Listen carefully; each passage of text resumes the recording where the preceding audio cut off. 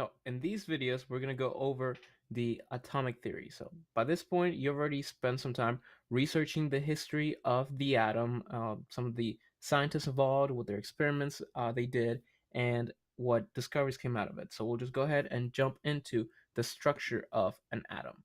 So for the vocabulary, we'll be talking about atoms, protons, neutron, electron, nucleus, atomic number, atomic mass, isotope, and ion.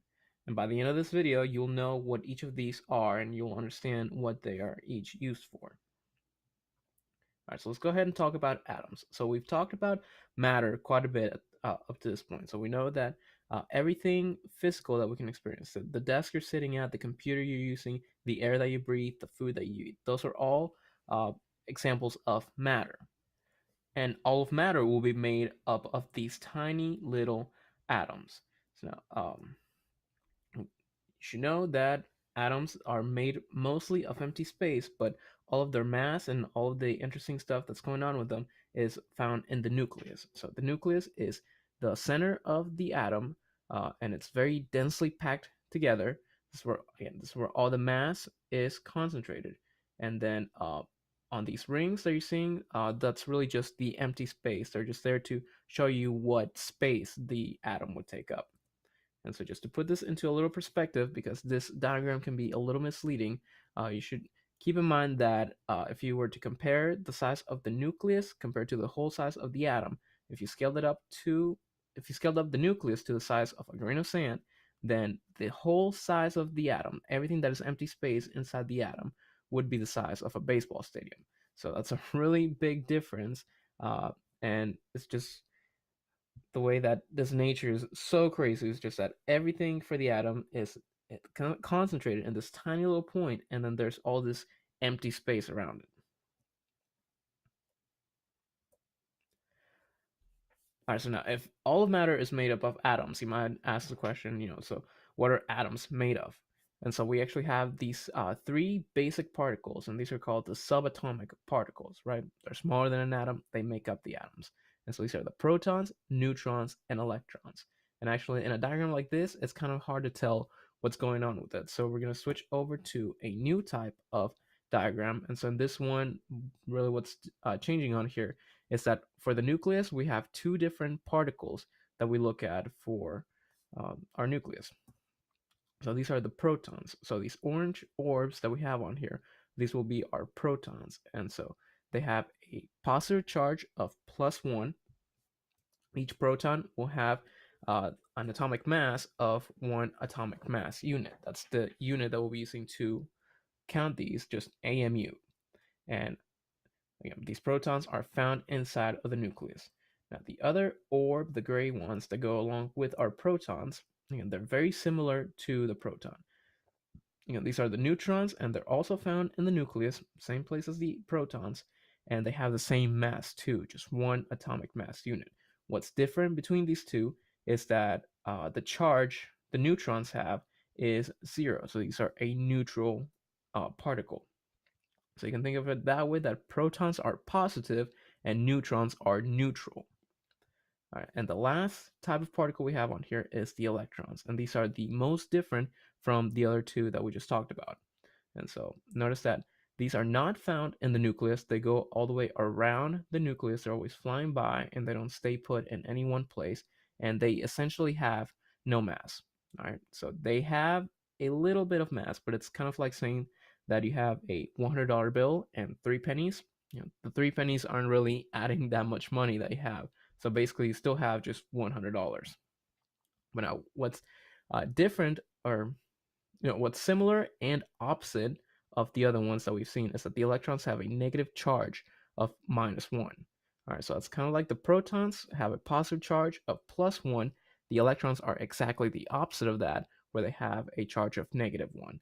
And so this is important because the atoms that we see, that we study, these are electrically neutral. They don't have an electrical charge, and this is because the number of protons and the number of electrons will balance out, and they cancel out the charges of each other. So in this one, if we just count 1 and 2 protons, each one is worth +1. So overall, we have +2 for our protons.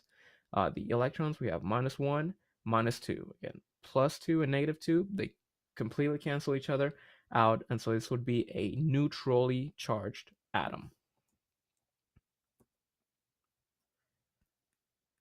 All right, so now, we said that all of matter is made of atoms. But if we take two examples of physical matter that we have, right, we might have this GT Mustang and then this delicious hamburger.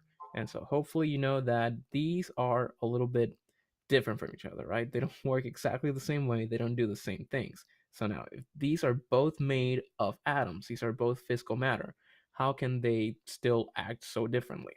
The reason for this is that we can have different types of atoms, which we call elements. And all these different elements have very unique properties. They're all different from each other.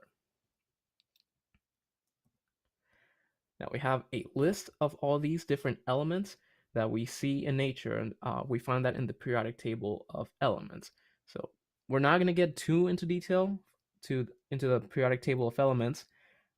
In this unit, that's really more for the next unit. We'll be covering the trends and the history and the organization of all this periodic table. But for now, all you need to know is that this is where we pull information for the different properties of our elements. All right, so we've talked about all of matter being made of atoms and all atoms being made of the same subatomic particles, protons, neutrons, and electrons. So now, how can we have these different elements being made of these same things, but they still have different properties? And so never mind. So just something to go over on this one, just give you some basic information on these element diagrams, is that we have the chemical symbol in the center, where this is just a 1 or 2 letter abbreviation of the name of the element. Right underneath that, we have the chemical name. So in here we have hydrogen, we have helium, and we have beryllium. These would be abbreviated as H, He, and Be. And the last number on here that is really important to what we're about to talk about is the one in the top left corner. So that will be our atomic number. This atomic number is important because it tells us exactly the number of protons in an element, and it's really the number of protons that tells us what an element is. This the defining characteristic of an element is just the number of protons. And so when we're reading these diagrams, when we see here hydrogen, that it has an atomic number of 1, we know that if we were to build an atomic model for it, it would just have 1 proton in the nucleus.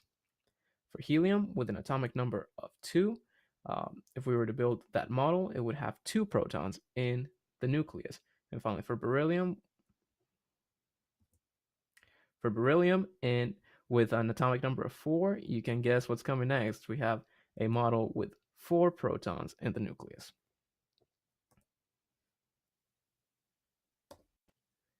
Now, let's talk about the atomic mass of an atom. So we've talked about the mass being concentrated in the nucleus of the atom, right? And so if we take these two examples, we know that we have different numbers of protons and different number of neutrons. And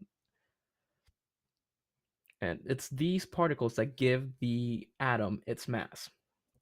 Right. And so we can put this into just a very simple addition formula, where if we count the number of protons in an atom and the number of neutrons together, this gives us the atomic mass of the atom. And so remember that each one of these, both protons and neutrons, they're worth the same amount. They're always 1 atomic mass unit. All right, so if we were to calculate this one out, if we look on here, we have 2 protons in orange, we have 2 neutrons in gray. And if we add that together, we get the mass of this particle is 4 atomic mass units. Sorry, I should have said the mass of this atom is 4 mass units. And same thing for this example, if we have 1, 2, 3, and 4 protons, and then 1, 2, 3, 4, 5 neutrons, add that together, 4 plus 5, you get 9 atomic mass units. All right, so now we just talked about how every element is different from each other because of the number of protons that they have, right? So this is that defining characteristic of what makes hydrogen and helium different, is that they have different number of protons.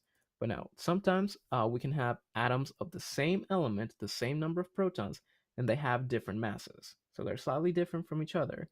And so this happens because we can have a different number of neutrons and it doesn't really affect the element that we have. So in this example that we have here, we have 2 protons. And in the second example, we have 2 protons again. And so both of these would be helium because they have that same atomic number as 2. Right, so 2 protons and 2 protons defines our helium atom. But you can see that from the gray particles that we have 2 on here and we have 1, 2, 3, 4 on this.